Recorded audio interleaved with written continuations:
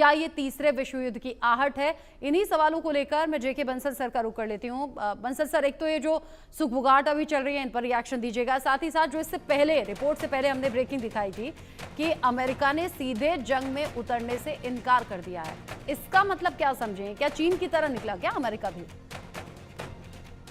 देखिए, अमेरिका का बिल्कुल एक जो स्पष्ट है, जो अमेरिका क्लियर है कि वो इतनी मदद कर रहा है इसराइल को कि इसराइल ही संभाल लेगा उनको, तो अमेरिका क्यों? क्योंकि अगर अमेरिका उसमें कूदता है तो फिर अमेरिका के ठिकानों पे भी हमले होंगे और वो एस्केलेशन कर देगा। तो अमेरिका चाहता है बिना एस्केलेट करे ही जो है सबक सिखा दिया जाए जो ईरान को। तो ये एक अच्छा जो है, जो प्रेसिडेंट ट्रंप की नीति भी रही है कि वो कम से कम जान माल की हानि चाहते हैं, खून खराबे को कम वरीयता देते हैं और वैसे ही काम हो जाए धमकाने से फुकाने से ही, तो वो अच्छा है। दूसरा, आपने दो बड़े अच्छे प्रश्न पूछे, आपने अच्छा एक एनालाइज किया और अच्छी स्टडी की है इसकी, कि ये सवाल सबके जहन में रहते हैं और बार बार होता है कि तीसरा विश्व युद्ध होगा या परमाणु इस्तेमाल होगा। देखिए, जहाँ तक विश्व युद्ध का सवाल है, उसकी डेफिनेशन को डिफाइन करना अलग अलग तरीके से हो सकता है। देखा जाए तो अभी भी एक विश्व युद्ध चल रहा है, काफ़ी जो जगह हैं विश्व की, जैसे यूक्रेन है, मिडिल ईस्ट है, उसमें युद्ध है। अभी जो पाकिस्तान के साथ में बीएलए कर रहा है, तो ये सब चल रहे हैं। लेकिन जो मैं समझता हूँ कि विश्व युद्ध का मतलब यह है कि सभी देश, जो मेन देश हैं, खास करके जो सुपर पावर हैं, वो एक दूसरे पर जब हमला करने लग जाएं, उसको आप विश्व युद्ध कह सकते हैं। कहने का मतलब चीन और जब रशिया मिलकर के अमेरिका के ऊपर, यूरोप के ऊपर करें, तो तब जाके ये विश्व युद्ध, तो उसकी मुझे संभावना नहीं लगती। विश्व युद्ध नहीं होगा, सबके अपने अपने इंटरेस्ट हैं, वो इंटरेस्ट सब अपने जगह पे लोकली उसको जो है साध लेंगे। यूक्रेन पे हमला करके उसको अमेरिका चाहता है अपना एक बफर जोन बनाना, रशिया। यहाँ पर जो इसराइल का ये मकसद है कि उसको न्यूक्लियर वेपन ना बनाने दिया जाए। चाइना का इंटरेस्ट है कि वो ताइवान को अपना ले। ये तो रही बात। जहाँ तक न्यूक्लियर है, वो न्यूक्लियर युद्ध भी नहीं होगा। अब अगर जब बार बार हम न्यूक्लियर युद्ध की बात करते हैं, तो ये म्यूचुअली असिस्टेड डिस्ट्रक्शन है कि वो अपने आप को जो हुआ है मानना है।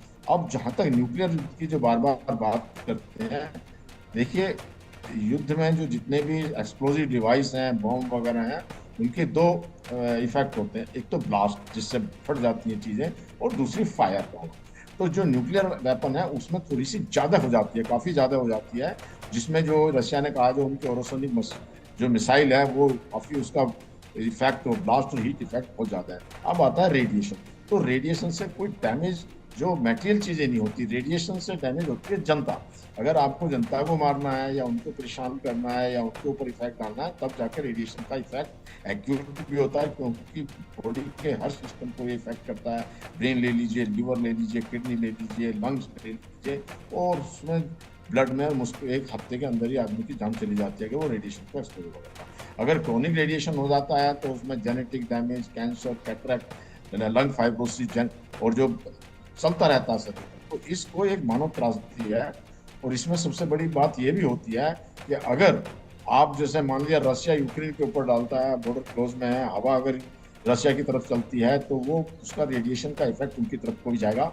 जैसे कि जब फुकुशिमा में हुआ था, तो वो जो उसका हवा का रुख था वो प्रशांत महासागर की तरफ था, तो उधर को इफेक्ट हुआ। अगर वो उल्टा होता तो उसका इफेक्ट बहुत, हालांकि चेर्नोबिल में जब हुआ था 1983 में, जब मेरे ख्याल से 83 में हुआ था, तो उसका में जो है हवा जा रही थी यूक्रेन से पोलैंड और कंट्रीज की तरफ को, तो वहां पर उसका असर पाया गया। तो इस प्रकार से कोई भी एक सेंसिबल, अगर किसी भी कमांडर या नेता की जो सेंसिबल सेंस है, तो वो कोई इस तरह का न्यूक्लियर अटैक नहीं करेगा। वैसे तो आप देखिएगा, जो युद्ध के आरंभ से ही रशिया ने कई बार ये कहा कि हम न्यूक्लियर एटम यूज करेंगे, न्यूक्लियर बम इस्तेमाल करेंगे। उनके जो है रोज जो उनके कई नेता कह देते थे, पत्रकार कह देते थे, और जो इस तरह की बात थी, लेकिन अभी तक नहीं किया। इसलिए ये अब पाकिस्तान काफी ब्लफ करता था, तो न्यूक्लियर युद्ध इतना नहीं है। हालांकि जैसे कि कहा जा रहा है, अगर ईरान किसी तरह से न्यूक्लियर मटेरियल कलेक्ट कर लेता है, और ये अब जो ये टेररिस्ट ऑर्गेनाइजेशन है जैसे हुती, हमास और हिजबुल्लाह, इनके हाथ में चला जाता है तो ये डर्टी बम बना सकते हैं।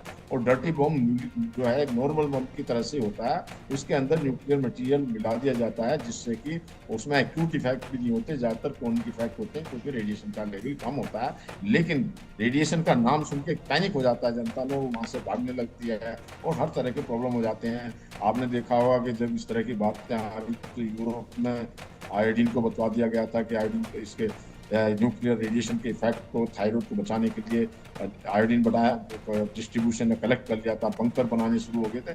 तो इस तरह का अफरा तफरी हो जाता है। तो ये एक बहुत ही सेंसिटिव है, जितना लोगों में भ्रम फैलाया जाता है हकीकत ऐसी नहीं है। जी रस्मा। भ्रम फैलाने की कोशिश है, हकीकत कुछ अलग है। अमेरिका ने सीधे इस युद्ध में उतरने से इनकार किया है। जो